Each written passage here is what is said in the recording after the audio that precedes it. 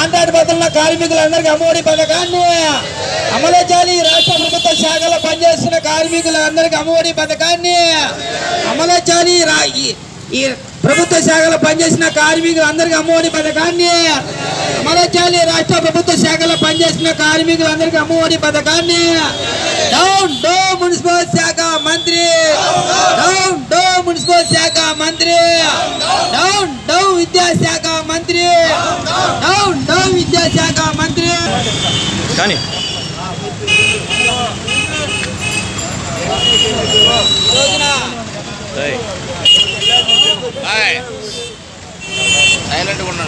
ఈ రోజున రాష్ట్రంలో ఆంధ్ర రాష్ట్రంలో గవర్నమెంట్ సంస్థలో గవర్నమెంట్ ఆఫీసులో పనిచేసిన కాంట్రాక్ట్ పద్ధతిలో పనిచేసిన కార్మికులందరికీ ఇలా ముఖ్యమంత్రి గారు ఇచ్చిన ఒక బహుమతి ఏంటంటే ఇలా ఉద్యోగం లేకుండానే ఉద్యోగ భద్రతని ఇలా 12,000 వేతన కాంట్రాక్ట్ బేసిక్లో 12,000 వేతనం తీసుకున్న కార్మికులందరికీ ఇలా అమ్మఒడి వర్తించదని ఇలా కార్మికుల యొక్క గొంతు నొక్కి అమ్మఒడి పథకాన్ని తీసేశారు. రోడ్లకి అడిగే పరిస్థితి లేదు. అందుకని ఇవన్నీ విధానాలకి ఈరోజు నాకు మున్సిపల్ శాఖే కాదు, ఈ రాష్ట్ర ప్రభుత్వ శాఖలో ఉన్న కార్మికులందరికీ అమ్మఒడి పథకాన్ని వర్తింపు చేయండి అయ్యా. మేము ఉద్యోగస్తులం కాదు, మీరు ఇచ్చే వేతనాలతో మేము ఇలా కుప్ప మీద కూర్చొని తినట్లేదు. మేము లక్షాధికారులం కాదు, మేమందరం దళితులు పేదలం. అంతేకాకుండా మేమందరం ఈ యొక్క ప్రభుత్వ శాఖల్లో కాంట్రాక్ట్ పద్ధతులు పనిచేస్తున్న వారం. మరి మాకు మీరు అమ్మఒడి వర్తించదంటే మా పేరుని ఏమైనా ఉద్యోగాలు ఇచ్చారా? మీరేమో అధికారం రాకముందు మీకు ఉద్యోగాలు ఏర్పాటు చేస్తామని చెప్పారు, కాంట్రాక్ట్ పద్ధతి తీసేస్తామని చెప్పారు. మీరు కాంట్రాక్ట్ పద్ధతి తీసేశారా? నేను ఉద్యోగాలను ఇచ్చారా? ఇంతవరకు ఉద్యోగం అనే నామకరణే లేదు ఇలా ప్రభుత్వ శాఖలో పనిచేసే వారికి. అలాగే ఏ రకంగా ఇవాళ విద్యాశాఖ మంత్రి అమ్మఒడి పథకాన్ని తీసేశారు, అలాగని ఇవాళ మున్సిపల్ శాఖ మంత్రిని అడుగుతున్నాం. ఇవాళ అమ్మఒడి పథకాన్ని తీసేయడానికి ఏ కోణంలో ఆలోచించి ఇవాళ అమ్మఒడి పథకాన్ని మున్సిపల్ కార్మికులు తీసేశారు. అలాగే ఇవాళ కార్మిక శాఖ మంత్రిగా సమాధానం చెప్పాలా? అమ్మఒడి పథకాన్ని ఇవాళ కార్మికులుగా ఉన్న కాంట్రాక్ట్ వచ్చిన కార్మికులుగా ఉన్న మాకు అమ్మఒడి పథకాన్ని మరి ఏ రీతిలో మీరు తీసేశారో ఇలా ప్రభుత్వం సమాధానం చెప్పాల్సిన అవసరం ఉంది. అందుకని ఇలా అమ్మఒడి పథకమే కాదు, ఇలా కార్మికులందరినీ శాశ్వత పని స్వభావంలో పనిచేస్తున్న మాకు పర్మిట్ చేయమని ఇలా సుప్రీంకోర్టు చెబుతుంది.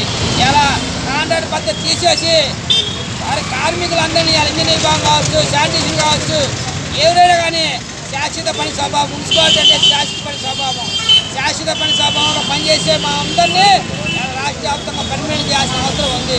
ఇలా పర్మిట్ తీసుకొని ఇలా గవర్నమెంట్ ఆలోచించకుండా ఇలా ఇలా తక్కువ వేతనాలు ఇచ్చి ఇంకాను మమ్మల్ని ఇబ్బందులు పెట్టి పనిచేస్తుంది. అందుకని మమ్మల్ని మా బాధలు మీరు గుర్తించండి. మేము బాగుండాలి, మా పిల్లలు బాగుండాలి, మా పిల్లల భవిష్యత్తు బాగుండాలి. రాబోయే తరానికి మేము నిత్యం ఈ ప్రజలు సేవ చేసేవాళ్ళం, నిత్యం ప్రజలు చేసేవాళ్ళం, సేవ చేసేవాళ్ళం.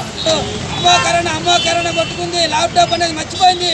ప్రతి ఒక్క పౌరుడికి ఉండే ల్యాప్టాప్ అని మర్చిపోయి అమ్మోకరణ కొట్టుకుంటే అలాంటి బయో ప్రాంత సమయంలో కానీ మున్సిపాలిటీ పనిచేసిన ఇంజనీరింగ్ విభాగం కానీ శానిటేషన్ విభాగంలో కానీ మేమందరం మా బ్యానర్లు పనంగా పెట్టి పట్టణ వాళ్ళకి రాష్ట్రంలో కావచ్చు, దేశంలో కావచ్చు, అందరికీ మేము సేవలు అందించాం.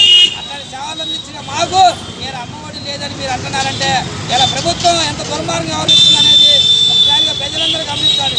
అంతేకాకుండా ఇలా కార్మికులు కానీ మాకే కానీ ఇష్టం, ఇలా ప్రజలకు కానీ ఇలా ఉన్న ఇంటి పన్ను కాకుండా రాబోయే రోజుల్లో ఇంటి యాలివేషన్ వేసి పన్ను అయిపోతుంది ప్రభుత్వం. అంతేకాకుండా చెత్తగా పన్ను అయిపోతుంది, నీటికి మీటర్లు పెట్టబోతుంది. ఇవన్నీ ప్రజలు గమనించాలా.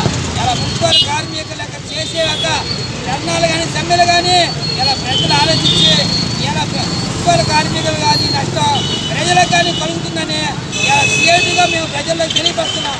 ఈ యొక్క నష్టాలన్నీ ప్రభుత్వ పరిపాలన అంతా ఇలా ప్రజలపైన భారాలు చేసి రాబోయే రోజుల్లో ఇంటి అద్దె కట్టుకొని ఉండే పరిస్థితి కానీ ప్రజలకు ఉండే అవకాశం లేకుండా ఇలా ప్రభుత్వ విధానాలు ఉన్నాయి.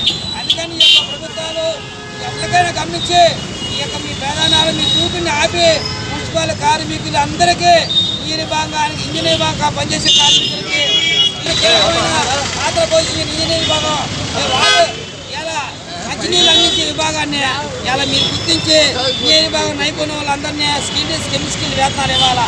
అలాగనే పార్కులో పనిచేసే వాళ్ళకి ఇలా ఇవ్వాలి. ఇలాంటివన్నీ మీరు ఈ దిశగా ఆలోచించకుండా వచ్చే పథకాలు కానీ మీరు కార్పొరేషన్ పెట్టేటప్పుడు నాకేమన్నా మున్సిపల్ కార్మికులకు 12,000 జీతం 10,000 జీతం ఉంటే మేము అమ్మఒడి వర్తించడం మీరు ఏమైనా చెప్పారా?